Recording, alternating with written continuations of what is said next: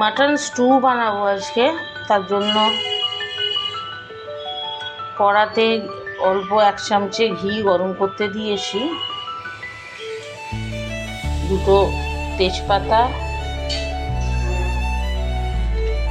গোটা গরম মশলা অল্প, আর কয়েকটা গোটা গোলমরিচ ফোড়ন দিয়ে দিচ্ছি।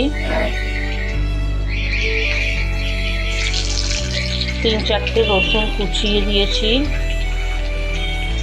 1/2 ইঞ্চি আদা গ্রেট করে দিচ্ছি,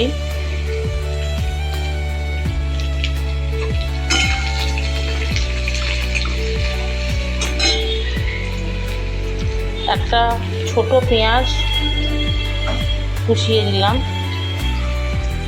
এগুলো একটু ভাজবো। অল্প ভাজা হয়েছে, এতে 3টে আলু, পেঁপে অল্প, কয়েকটা গোটা পেঁয়াজ, মাটন অল্প দিয়ে একটু নাড়বো। এটা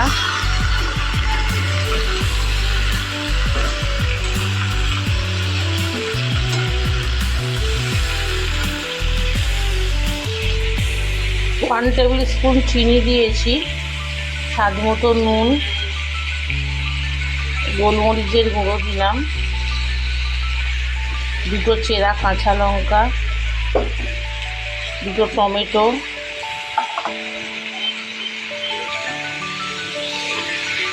ভালোভাবে নেড়ে দেবো।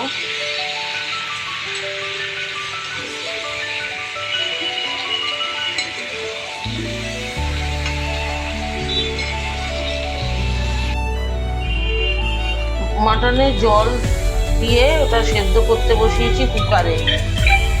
প্রথমে একটা হাই ফ্লেমে সিটি নিয়ে দেবো, তারপর 2-3টে লো ফ্লেমে সিটি দেবো, দিয়ে নামিয়ে আর 2-1টা জিনিস অ্যাড করব। আর বিন আর গাজরটা আলাদা ভাপিয়ে রেখেছি, কারণ ওটা কুকারে দিলে গলে যাবে, পরে অ্যাড করে দেবো। ওটা সেদ্ধ হয়ে গেছে সব।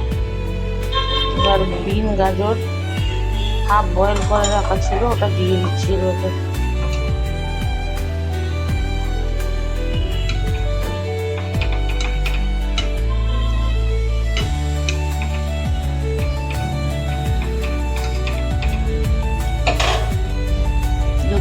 ফোটাবো। 2-3 মিনিট হয়ে গেছে। এবার ওপর থেকে আর একটু মরিচ গুঁড়ো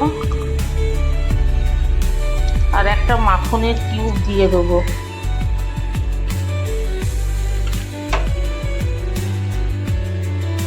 দিয়ে 1 মিনিট রেখে নামিয়ে দেবো, সার্ভ করে দেবো। এটা রাতের ডিনারে খুব ভালোভাবেই খাওয়া যায়। এছাড়া ব্রেডের সঙ্গে খেলে খুবই ভালো লাগবে।